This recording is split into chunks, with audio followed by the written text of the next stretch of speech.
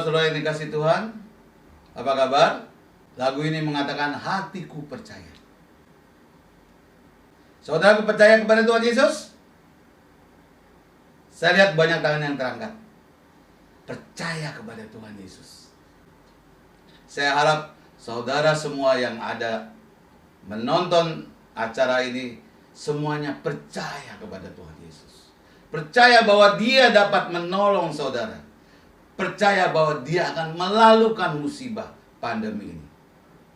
Saya percaya saudara masih punya iman kepada Kristus. Kalau kita melihat saudara, di dalam Roma 15 ayat 13 dikatakan, semoga Allah, sumber pengharapan, memenuhi kamu dengan segala sukacita dan damai sejahtera dalam iman kamu, supaya oleh kekuatan Roh Kudus kamu berlimpah-limpah dalam pengharapan. Sesuai dengan tema kita pada hari ini, yaitu the power of hope. Artinya kuasa dari sebuah pengharapan. Di sini dikatakan bahwa Allah adalah sumber pengharapan dan memenuhi kamu dengan segala sukacita dan damai sejahtera. Apakah saudara merasa damai pada hari-hari ini? Mungkin ada yang terganggu dengan wabah pandemi ini. Tapi saya percaya firman Allah, firman Tuhan hari ini menguatkan saudara bahwa Allah akan memberikan sukacita dan damai sejahtera. Tapi di sini dikatakan dalam iman kamu. Artinya apa saudara? Artinya pengharapan dan iman itu selaras, sejalan. Kalau saudara tidak punya iman, bagaimana saudara bisa mempunyai pengharapan? Bagaimana? Karena iman dan pengharapan itu harus sejalan, saudara. Ya. Dan di sini dikatakan juga bahwa oleh kekuatan Roh Kudus kamu berlimpah-limpah dalam pengharapan. Percaya dengan Roh Kudus, saudara? Siapa yang percaya? Saya melihat banyak tangan yang terangkat percaya pada Roh Kudus. Ya, di sini dikatakan bahwa oleh kekuatan Roh Kudus. Pertanyaannya adalah, apakah ada Roh Kudus di dalam diri saudara? Apakah ada Roh Kudus dalam hati saudara saat ini? Kalau belum, banyak berdoa saudara. Minta bimbingan dan pimpinan daripada Roh Kudus, supaya kita bisa menghadapi semuanya ini dengan sukacita dan damai sejahtera saudara. Di sini dikatakan, joy and peace in believing through the experience of your faith. Itu terjemahan bahasa Inggrisnya. Jadi sukacita dan damai sejahtera itu tidak bisa dipisahkan dari believing, yaitu iman, percaya. Through the experience of your faith. Di sini dikatakan experience of your faith. Jadi pengalaman dari iman kamu. Kalau saudara punya iman, ya, dan ujian berkali-kali terhadap iman saudara, saudara akan menghadapi wabah ini dengan sukacita, damai sejahtera. Tidak perlu takut, tidak ada ketakutan dalam diri kita, saudara. Banyak orang mengatakan bahwa mari kita berdoa supaya ini, pandemi ini cepat selesai, keluar dari Indonesia. Ya. Kemudian kenapa sih Tuhan menimpakan pandemi ini kepada kita? Ya. Coba lihat dalam Matius pasal yang ke-24 ayat 6 sampai 8. Di sini dikatakan, kamu akan mendengar dulu perang atau kabar-kabar tentang perang. Namun berawas-awaslah, jangan kamu gelisah. Sebab semuanya itu harus terjadi, tetapi itu belum kesudahannya. Sebab bangsa akan bangkit melawan bangsa dan kerajaan melawan kerajaan. Akan ada kelaparan dan gempa bumi di berbagai tempat. Akan tetapi semuanya itu barulah permulaan penderitaan menjelang zaman baru. Nah, di sini dikatakan menjelang zaman baru. Dalam kitab Wahyu dikatakan bahwa setelah semuanya ini berakhir, dunia ini berakhir, maka akan ada langit dan bumi baru. Jadi di sini dikatakan di dalam Wahyu 6 ayat 8 juga dikatakan bahwa dalam metrai keempat yang dibuka, yaitu dikatakan ada kuda hijau kuning. Dalam kitab bahasa Inggrisnya dikatakan kuda berwarna kelabu dan pucat seperti mayat. Itu adalah pertanda mengenai musibah penyakit sampah. Seperti COVID-19 yang kita alami pada saat ini, saudara. Ya, jadi nama dari kuda itu adalah kematian dan Hades. Hades itu apa, saudara? Ada yang tahu? Hades itu adalah kerajaan maut. Penunggangnya adalah kematian atau maut. Jadi wabah ini pasti membawa kematian buat manusia. Dan itu akan merenggut seperempat, akan membunuh seperempat dari populasi bumi ini, saudara. Nah, kalau kita melihat, saudara, wabah yang luar biasa saat ini kita alami adalah wabah virus COVID-19. Ya, tidak ada pernah dalam sejarah manusia melihat virus yang seganas ini, saudara. Virus yang begitu menghinggapi manusia, dia bisa atau benda-benda dia bisa bertahan sampai lebih dari 14 hari, saudara. Ini virus yang luar biasa ganas. Ya. Nah, bagaimana ini bisa terjadi? Banyak yang mengatakan bahwa ini adalah teori konspirasi untuk mendepopulasi atau menurunkan populasi daripada isi dunia kita yang dikatakan oleh PBB, we have an overpopulation. Jadi dunia kita ini sudah overpopulasi, kebanyakan orang. Jadi perlu diturunkan. Ya, saya tidak tahu, tapi berdasarkan teori konspirasi dikatakan bahwa penduduk bumi ini sudah kebanyakan, saudara. Jadi harus diturunkan dari 7,5 miliar menjadi hanya 500 juta. Berarti yang mati harus 7 miliar, saudara. Ya, saya tidak tahu apakah teori konspirasi ini benar. Ya, saya tidak tahu. Tapi menurut teori tersebut 10 tahun dibutuhkan untuk menurunkan populasi. Ya. Banyak kalau kita lihat tanda-tanda akhir zaman ini sudah jelas, saudara. Ya, cara untuk menurunkan populasi diantaranya adalah dengan LGBT. Ya, kalau manusia itu laki-laki dan wanita tidak menikah dan hanya gay atau lesbianisme, maka tidak ada keturunan. Ya, apakah ini benar? Tidak ada yang tahu, hanya Tuhan yang tahu. Ya. Nah, tapi saudara perlu berhati-hati dengan ini. Ya. COVID-19 ini, pandemi ini membuat kita ya terpisah satu sama lain. Betul, saudara? Saudara harus diam di rumah, stay at home. Ya. Nah, tapi yang jelas COVID-19 ini mengubah perilaku manusia, mengubah perilaku kita. Yang pertama, pernahkah saudara kalau masuk kantor kemudian ditembak dengan digital thermometer? Pernah, saudara? Tidak pernah mengalami. Sejak saya lahir saya tidak pernah mengalami. Tetapi kali ini saudara kalau mau masuk kantor atau masuk ke tempat yang penting, pasti saudara ditembak oleh digital thermometer.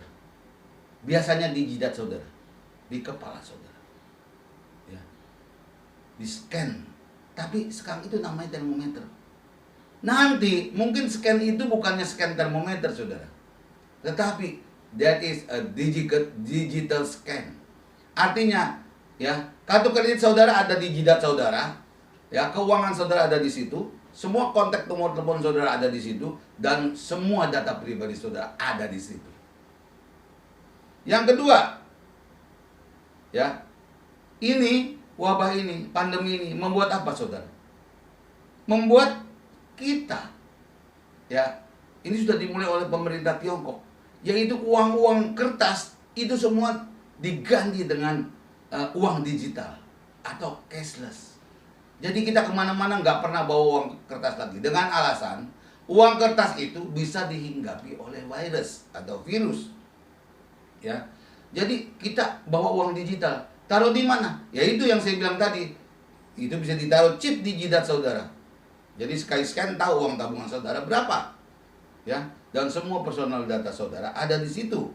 Ya, yang ketiga, saudara, ya, pandemi ini membuat kita work from home, bekerja dari rumah. Artinya apa? Saudara dipisahkan dari komunitas kerja saudara. dipisahkan oleh orang lain yang setiap hari saudara jumpai di kantor. Yang keempat, para mahasiswa sekarang ada study from home.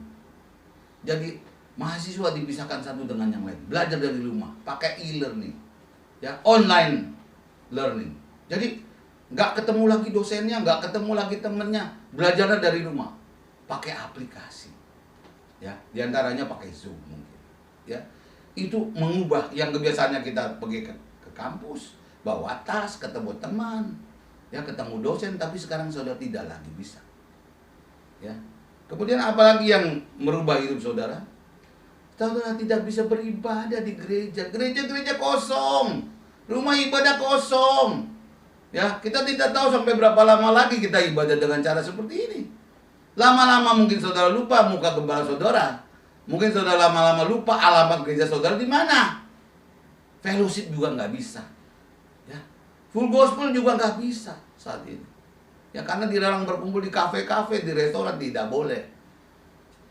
Kalau beli makanan pakai Grab, Gojek atau pakai take away. Jadi nggak boleh lagi kumpul-kumpul. Dan ini menurut saya akan mengenapi nubuatan mengenai apa saudara? Mengenai microchips. Ya, sebuah tanda manusia yang ditaruh di dahi manusia. Ada yang mengatakan itu 666, tapi saya percaya 66 itu bukannya angka yang akan ditaruh di situ. Itu adalah nomor KTP saudara, nomor ID saudara. Karena di dalam dunia yang bukan dunia, tatanan dunia baru, New World Order, manusia itu hanya berupa angka, nggak perlu nama saudara. Jadi yang ada di jidat itu angka. Ya, misalnya nama saya bukannya Wegi lagi, tapi nama saya adalah nomor berapa gitu. Mungkin ada 10 atau 12 digit saudara. Kita nggak tahu. Ya, tapi itu yang terjadi nanti. Ya, saudara. Nah, tujuan daripada tatanan dunia baru itu apa saudara? Mereka mau membuat semuanya itu menjadi satu pemerintah. Ya.